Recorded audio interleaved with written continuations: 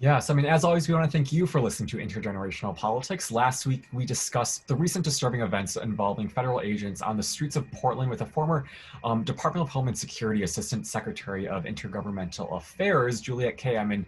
And today we're joined by Joel Barker and Sharon Meieran, who are two residents of Portland and have been part of the protests there. Sharon is a county commissioner, and Joel is the head of communications of the Multnomah County Democratic Party. With these protests for Black Lives Matter and racial justice occurring throughout the nation, as well as the president sending these unidentifiable troops into Portland and other cities, we are truly so grateful to have you both onto the show. So thank you so much for being here and taking some time out of your day. You bet. Thank Okay. you. Yeah, so to get this conversation started, can you both kind of tell us what made you go onto the streets to demand this fight for racial justice and equality? So I guess we can start with Sharon, and then if Joel wants to add on to Sharon's answer, we can go from there. Yeah, thank you.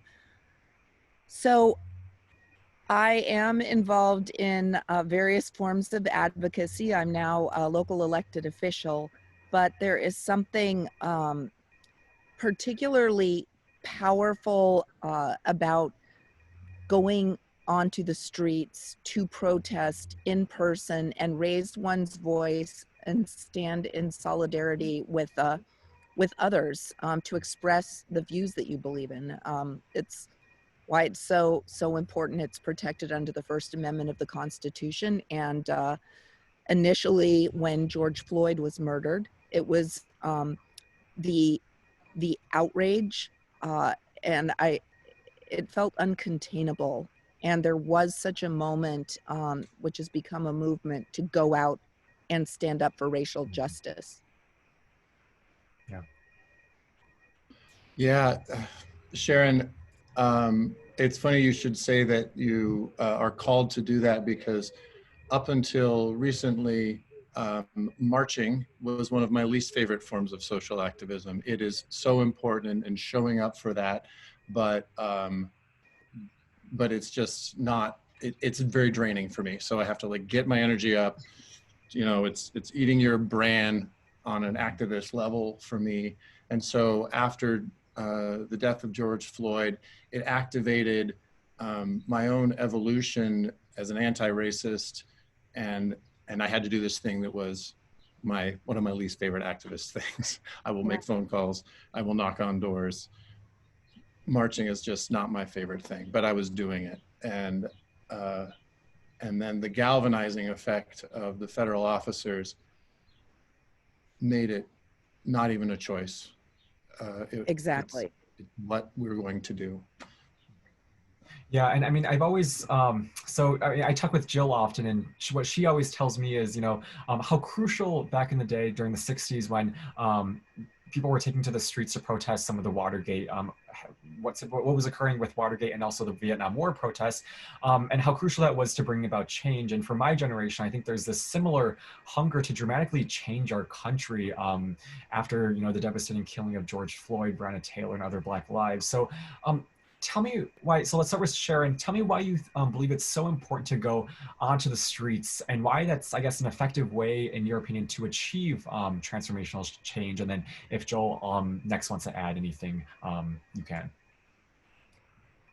Well, I think it goes a little to exactly what you said. When we look at moments in our history where there has been that kind of transformational change, it has been when people have really taken to the streets to demonstrate. And there are some, really effective and important approaches through, legislatively and, voting. Obviously voting is so crucial, but sometimes you need to throw a bit of a monkey wrench into the system. And the only way to do that is by some sort of disruption of that system. And that's what protest is. You're standing out there gathering for whatever the cause is in solidarity with so many other people, and you can't help but take notice. It's a different kind of a catalyst, I think. I think it also is something that energizes everybody who participates. You know, I go back to the 60s and the civil rights movement, where I was an activist, and then to the 70s and anti-Vietnam protests. And of course, I was the beneficiary of people taking to the streets and also sending in mail in a day before electronics, where people actually, we were getting huge sacks, I mean, these big canvas mail sacks of mail, and the White House was too. And it made a difference. I saw the change that happened from public protest. But you're both in a way, you know, very in a position as officials. I want to hear what else you think besides protests might help us make the kind of change that is called for by this movement, the kind of police reform. Do we need legislation? Do we need lobbying? What besides protests do you think? So let's start this time with Joel and then Sharon. Well, you know, the party has been working on this. The Multnomah County Democratic Party has been working on this extensively for a long time. And we've passed several resolutions, and actually I know the county commission has considered, and I believe perhaps passed, the resolution on racism as a public health threat. Yeah. And those fundamental conversations, I believe, can guide policy. Like Sharon knows, and you've certainly seen, Jill, that like policy happens in very boring rooms sometimes and has these dramatic effects a long time later. And I'm learning from what Sharon was talking about, how there's two effects of the marching. And one is to take people who have a belief and make them not feel alone, and they're together. And I see that happen when I go down, and people that I know who are not normally activists are like, are you coming down tonight? I just ordered a respirator and they're coming down. And so the feeling of isolation opens up into a feeling of togetherness. And then they take that back, and that's their votes, and they're showing up for meetings and the letters that you're talking about. And those things are going to guide, you know, Sharon's votes, and they're going to make, I think, more intelligence than anything that I could possibly say. There's immediate things, chokeholds, tear gas, like let's fix those things. But I really want to see that rethinking of the underpinnings of what we think of as justice and what we think of as fair. And I think that, at least for me, when I kind of saw the images of, you know, right after Donald Trump got elected, I think we all remember the Me Too movement kind of coming into fruition, and all these women coming together to protest women's equality and women's reproductive rights. And then we have this protest, and I think that the striking image of these large gatherings and people just demanding action, I think we've definitely seen that in the short term with many of these policies that have been enacted throughout the country. And so I think many in my generation took to the streets and are calling for change, because I think it's just the way that police have, you know, treated African Americans for so long, and what's been happening in Oregon and across the country has also kind of raised the debate of whether or not we should get rid of the Department of Homeland Security. So, you know, we've seen a truly horrifying scene of federal officers storming into cities and grabbing, you know, peaceful protesters off the streets and putting them into unmarked vans and with no apparent probable cause. You both have seen what it has been like in protests firsthand. So I guess, what's your opinion of some of the press coverage and analysis that's been out there? I guess we can start with Sharon this time and then go to Joel. Yeah, I guess I think about, I have a couple of different responses to that. One is that I really appreciate the kind of press coverage that's out there, because it does call attention to what is happening. You can't avoid it at this point. And so that's extremely important. But I do think that there's a lot that gets lost in the translation, and the press can tend to veer in the way that is the most sort of sensationalist about whatever is happening. And like a lot of what's happening now that I've seen in Portland is, first of all, a mischaracterization of even the extent of what this is. I mean, from looking at the news, from what I hear about my relatives across the country and even in other countries, they're texting and calling and saying, "Are you okay? Portland is a war zone," and that is actually inaccurate. There is a very, very small, discrete area downtown that is where these protests happen. On a nightly basis. During the day, they're fine as well. And Portland is very peaceful. You can go pretty much anywhere in Portland and it will be the peaceful sort of whatever the normal is these days. But and so that's an inaccurate representation, and also losing sight of what the focus is for the protest to begin with, and that was the structural racism inherent in our systems, and that has been in our systems for centuries, and particularly though the police violence against Black men, others as well, but particularly Black men, that needs to be disrupted. But now it's sort of, you see a lot of things going to the Wall of Moms, or the, this thing or that thing. And I think it really is great to have the attention, but we need to bring back the focus to what this is really about. Although it seems like the focus has changed in part because of the presence of federal troops. Yes. We're seeing videos of journalists and ordinary citizens being beaten and tear gassed, and it's all by the federal officers, not by your local police. And then we've seen the numbers rise. I mean, it looks like thousands of Wall of Moms, dads, vets are now joining in with peaceful protesters. And so I'm not seeing the rioters or the anarchists that Barr in his testimony today talked about, and that a video was put together of violent protests. But what we want to get to is, you've both been there. And I don't know if either of you has had a personal experience with a confrontation directly with federal troops, but surely you have witnessed or talked to other people in the crowd who have. And I would really love to hear both of you, and we can start with Joel this time. What specific acts of violence have you seen? Let's just start with that, and then we'll go on to some more details. I have seen no violence, and that is partially because I go home relatively early to take care of my work for my volunteer work for the party.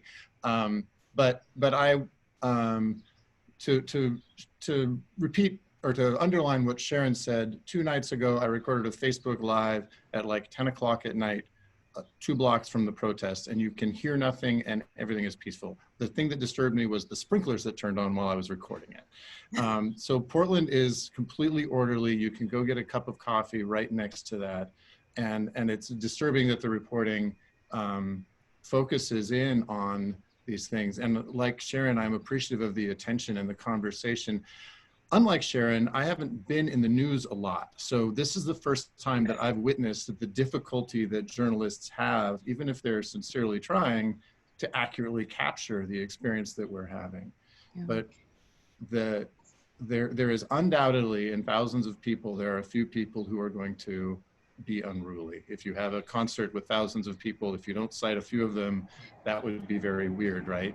And so that certainly happens. Plus you have the provocation of federal officers who are dressed for war, who have now put these increasingly complex and imposing fences in our street and in our bike lane. And if you mess with a Portlander's bike lane, you are in trouble. Get you. We are actually fining them daily for that, it turns out. Wow. Yeah, the PBOT is fining the feds for blocking the bike lane. Oh my, you guys are serious about that, yeah. Yeah, and so the focus on violence that you are helping to have happen here, because you're asking about whether it's happening, is a success for the Trump administration. That you are derailing, and I'm sorry to point my finger at you, but like this conversation is derailing us from what Sharon and I are galvanized to do, which is to look at structural racism and change that story. And one of the parts about this that frustrates me so much is that it's working. Barr and Trump are succeeding. They say violent anarchists. And I have to say, I am not a violent anarchist. So I've succeeded in saying violent anarchist. That's just not the conversation. We're talking about thousands of people who come down, protest peacefully, and will not change their belief that systemic racism has to be improved for them to be comfortable living in this city. And that's going to happen in politics, and it's going to happen on the streets. And the fact that there is some violence is that perhaps could be pointed to, something that one of the protesters is doing. That's after the police forces have fired a less lethal, I would not say less than lethal, a less lethal round into the forehead of a man who was holding a speaker above his head 30 feet from them. So Joel, before we go on, because we are going to get to the policy reform and the systemic racism, that is an important part of our discussion today, but you said you hadn't seen violence from the protesters. Have you seen violence from the federal agents who are on site there dressed in camouflage? Yes, like I said, randomly firing into crowds. I mean, they've usually now used their loudspeaker to warning that they're going to do that, but they'll randomly fire pepper balls and other weaponry into the crowd. And when they throw tear gas, they throw it into the center of the group frequently. They're not trying to herd people, they're disrupting people.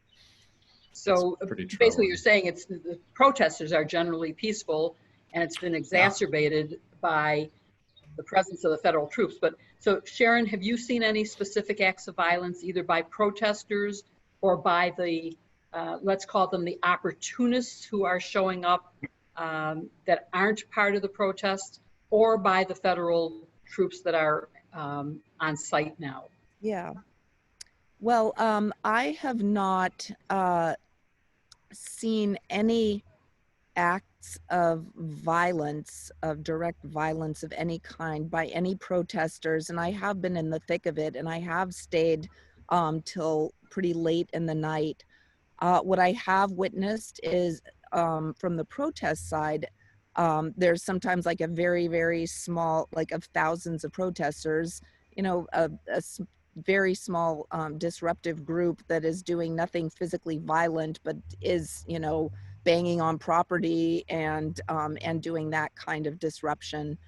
But when I observed that the first time, I've now been tear gassed 4 times.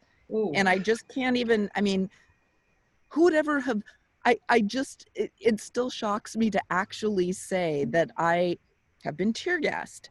But the first time was really the most shocking, and what it was is I was in the very front line. I was right in front of the federal courthouse and had been protesting.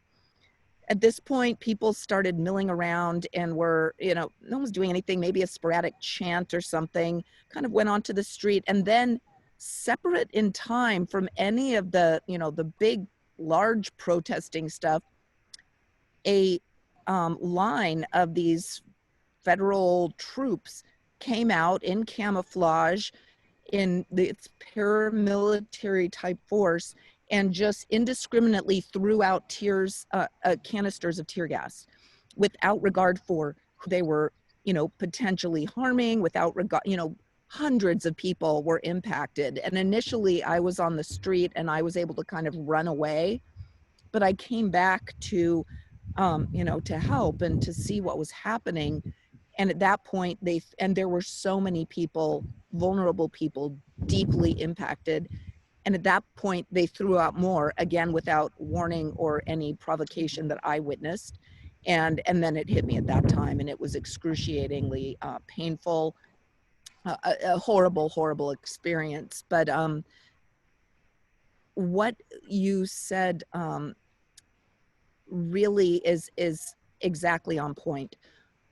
There had been protests. Portland has a long history of peaceful protests and civic engagement. That is what we do.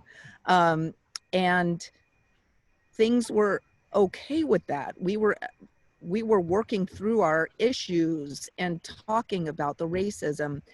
And then suddenly, as things are actually getting better, this federal force comes in and it escalated things just to a scale that I would never have been able to imagine. That's when we see tear gas. That's when we see these projectiles. That's when we're seeing the pepper spray and it's really horrifying. And so I did witness a number of episodes. I didn't see projectiles personally, but saw a lot of people really harmed. So the claimed grounds for sending the troops there, and I'm using the word troops, they aren't military, they look military. Yeah. So it's easy to say troops, but yes, they're federal agents, yes, many of whom we are told are not trained in crowd control. But Donald Trump has said that the reason they're there, and William Barr has said the reason they're there, is that it's necessary for law and order and to protect the federal building. At least that's what they said at first. And I just want to point out so that our audience knows for sure, both as a federal and a state prosecutor, there is a proper role for the federal government to defend the federal building and the federal personnel who work there. And oftentimes, the cooperation between the federal and state law enforcement people is very helpful and beneficial to both sides. And very often the federal laws are more appropriate for certain types of crimes, like gun trafficking, for example. And so their help is welcome in a joint task force where they're invited by local authorities. But now they've expanded the sort of claimed rationale to say that the federal agents can be there to generally protect the city against violence and crimes. And of course, when they talk about cities, they have specifically said Democratic-run cities. The Portland mayor and many other mayors have said, we don't want the federal officials here, that they're making it worse. They're not properly trained. And the Constitution gives local governments the authority to protect its citizens. So you now have this situation of people who look military, who are not trained in crowd control, and to the extent that there's a legitimate reason for them to protect the federal building, do you know if there's been any thought given to moving the protests away from the federal building, which would take away any patina of legitimacy for federal agents to be involved? Because as you said, it's adding fuel to the fire and making things worse. So is there any chance that you would consider, not you, I know you're not organizing it, but you're in positions where you might know whether the organizers have thought about moving the protest? So Sharon or Joel, whoever wants to answer, go first, and we'll get you both in. This is actually a generational question, Jill, because for two reasons. One, you are the third baby boomer who has suggested that to me in 3 days. And I don't say that, and I say that out of interest. Like, and this, when the second one did it, I was like, how interesting, like I hadn't thought of that. But this movement is a POC-led, youth-led group. And as a 45-year-old Gen Xer, I am fascinated at what they can do with Instagram to get thousands of people to convene. So the method of organization is totally beyond me. So I can't actually tell you how that would happen, but it's very possible that they could make that happen. But this is a Black-led movement, and I will do they find to be the most important thing to do. No, that's why I'm asking if you know if any of the leaders of the protest are considering, since it's getting worse with the federal agents there, if you could, if they chose to move it, might that make things a little better and get the conversation back to what we want to talk about, which is what are the kind of police reforms that we need? What are the social changes? What are the societal changes that we need to bring about equal justice and equality for all people in our society? I've been fighting that since the 60s, and I can't believe, and we can reflect on the untimely passing of Congressman Lewis. And, we just need to think about how can we get the message out and have the conversation focus, as you've been suggesting, on racial justice and police reform. So, I mean, that really is the key question right now. And I concur with everything that actually that Joel had mentioned, and would add that these protests really have come together organically, and it's my understanding that there are several groups and individuals that are in various quote leadership positions, but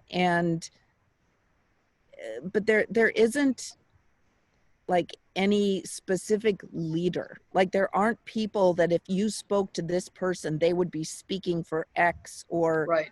Y or Z. And so it does make it's a different kind of a challenge than I think this sort of situation might have been in the past.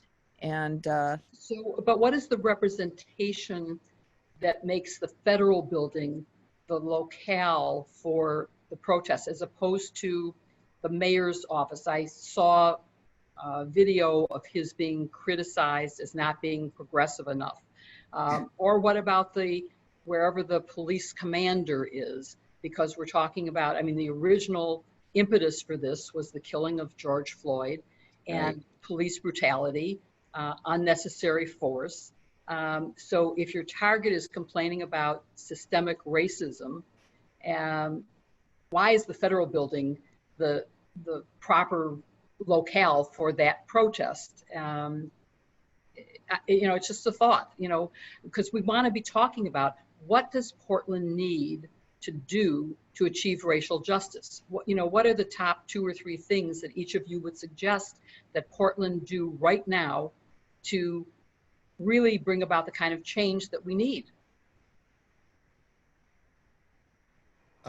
Listen to Black people would be a good start, I think.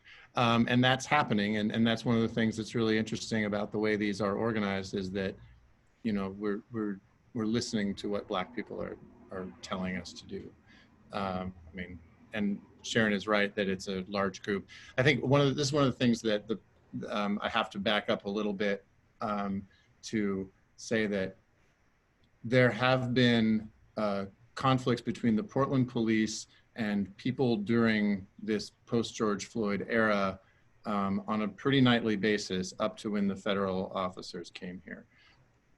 But the press then was failing to understand that every day at 6 p.m. at a lovely park, thousands of Portlanders gathered, listened to Black speakers, and then we marched to different parts of the city. We blocked the interstate with our bodies. We were on the cover of the New York Times, kneeling on a bridge. We showed the city, once again, that idea of galvanizing your personal feelings with everybody else. And that would be over at like 9 or 10 o'clock at night. Yep. No incidences with police. And then at 1 o'clock in the morning, there would be violence. It would be a different group of people entirely. And that was still all over the city. That building has been spray painted probably once every 4 years since it was built. Like, Really? It's where you go when you're angry to spray paint. I ran the 2011 Portland Marathon, and that was where, this is a great Portland story, that was where the finish for the marathon was supposed to happen, and it was being occupied by a bunch of protesters. The Portland Marathon people negotiated with the protesters made space and then helped clean up litter after the run and then reoccupied the space. So once again, our tradition of protesting is integrated in the city, and it always has been. So when the federal officers came, and I don't even know if if Rose City Justice is still doing their marches on the east side, but now everybody is focused on this one place because we're all pretty universally offended by two things: the damage to Black lives and federal officers interfering with our experience. Sorry, that was a long answer.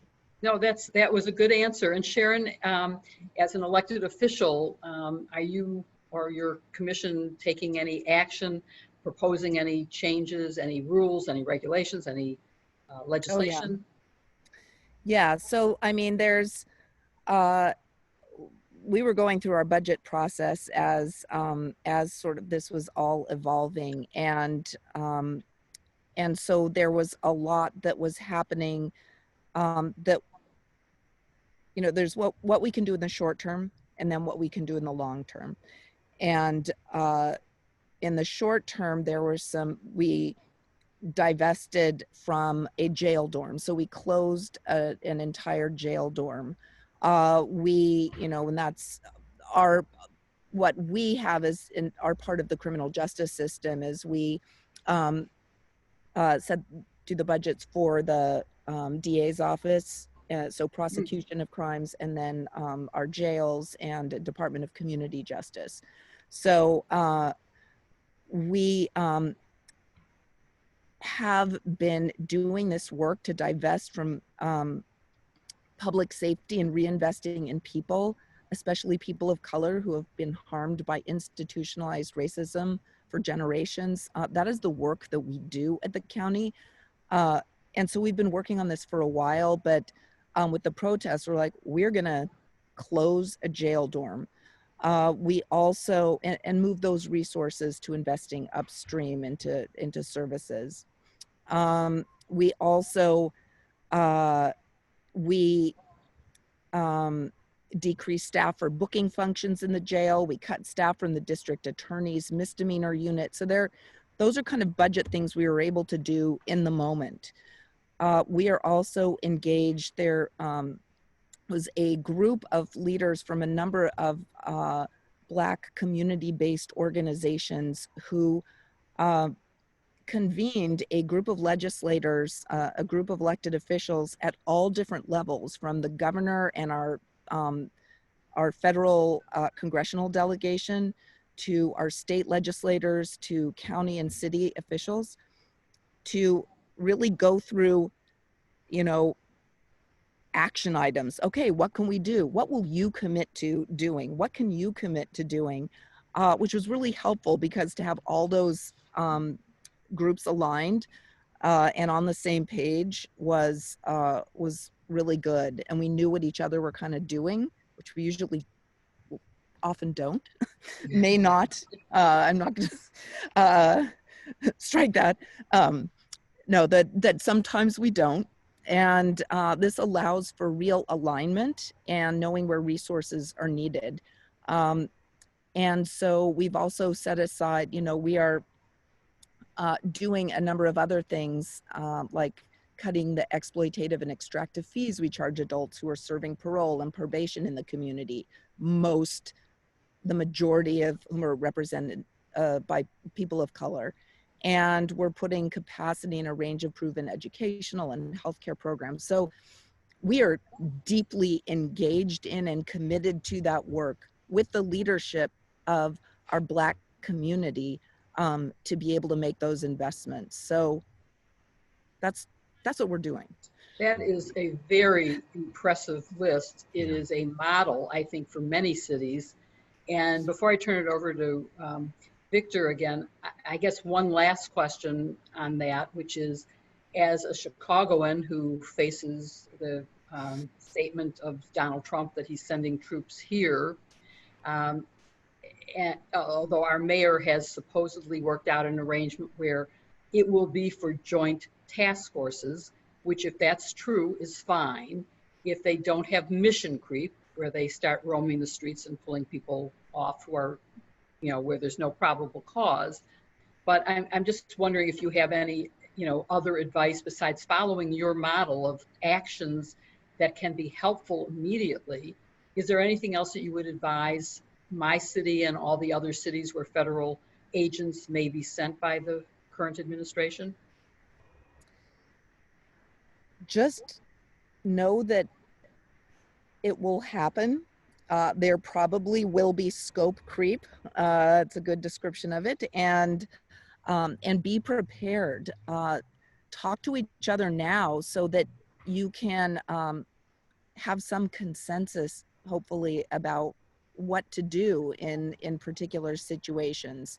And absolutely engage if you have any community leaders that are able to be part of these conversations that you can bring together and say, how do you want to approach this, and ask for that advice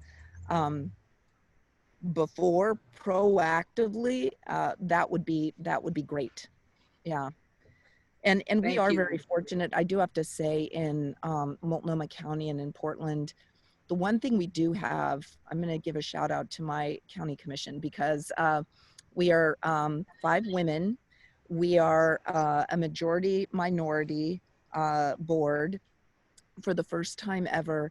And we are just very aligned in our values. And so it's quite remarkable. And I sometimes have to pinch myself and be like, is this real? Like, these other incredible women that I'm working with, that we really do work together towards these types of approaches.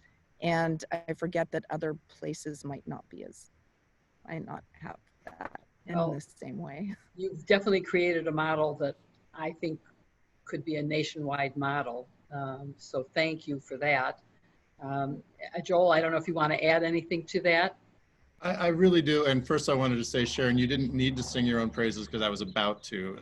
Our county commission is such a incredible group of talent and will and joy in the work. And I, like you, Commissioner Jayapal, I just love you guys so much. And it's true, they work together and build really long-lasting effort in that. It's absolutely beautiful. My role in this conversation is political, and I would say that first of all, everything Sharon said is far better than anything I'm going to say, but uniting groups in advance in conversation. The county party is going to have a different capability than those neighborhood groups or mutual aid groups, and definitely find communities of color. It is so easy to feel like you've done representation and to hold up the mirror and realize that you haven't. And of course, we're a very white city, so it is very easy for us to forget to ask communities of color. So definitely doing that. And then on the political level, this is Trump trying to change the conversation. I'm just going to say it that way because that is what I believe is true. Yep. And so some or all of the energy should be staying on the conversation that we're talking about, right? Racial justice, getting it right finally. And then helping the community minimize the impact of what he's doing, to find ways to not react in the way that creates negative news, and to make this mission a failure for Trump and Barr. This was such a fascinating conversation. I think just to close off, these are obviously difficult times in our country. We are facing a pandemic now with these federal troops coming into Portland and other cities. And I just want to ask you guys to wrap up this conversation. What gives you both hope? Well, for for me, it is hearing from so many people who care about these issues, who are intent upon making change and acting now, who go out night after night to stand up for basic human rights. Hearing from people in Multnomah County fuels me to keep going even when I'm exhausted, and I do get it. It's exhausting. Like you said, there is so much going on right now, but it is that we're in it, the feeling that we're in it together. And I want to use whatever I can do, whatever in my role, whatever, air quotes here, power that I have in my limited local elected official capacity to make a difference. And we all are doing that. And so that's inspiring, and that gives me hope.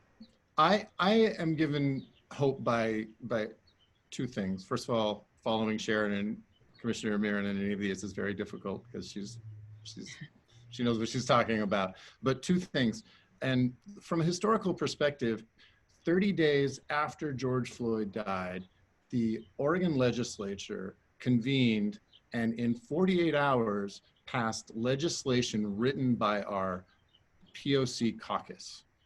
And it wasn't everything, but it was almost everything. It was incredible, the responsiveness of our political system to the will of the people in that moment. The city, the county commissioners also took action. The city council took action. Once again, not perfect, but so responsive. And I work inside of the system because I believe that is how lasting change happens, and I see it happen. And so that really does give me hope. It's also frustrating all the time, but when we look at it from a historical perspective, 30 days later, we made structural change that will outlast all of our lives. And that gives me hope too. Yeah. I think in large talking part, to you both has given me hope. Yeah. It's really been extraordinary conversation. And I think in large part, a quote that I love a lot is a quote by Abraham Lincoln. I don't have it memorized, but it essentially goes like, public sentiment is everything. With it, we can do anything. Without it, we can do nothing. And I think really what we've been seeing in, after the killing of George Floyd and other Black lives is, public sentiment really coming together and demanding change. And I think that's really reflective of some of those policies that we began to see. But thank you so much, Sharon and Joel, for joining us today for this conversation. I'm sure Jill and I have both really learned a lot, hearing it from your perspective as protesters on the ground in Portland. And I hope everyone else listening also can draw from the advice and kind of hear from the stories that they have offered today. So we hope that you listening enjoyed this episode, and be sure to follow us on YouTube, Facebook, and Twitter. And lastly, be sure to subscribe and rate us on Apple Podcasts. Thank you so much, and see you in our next episode.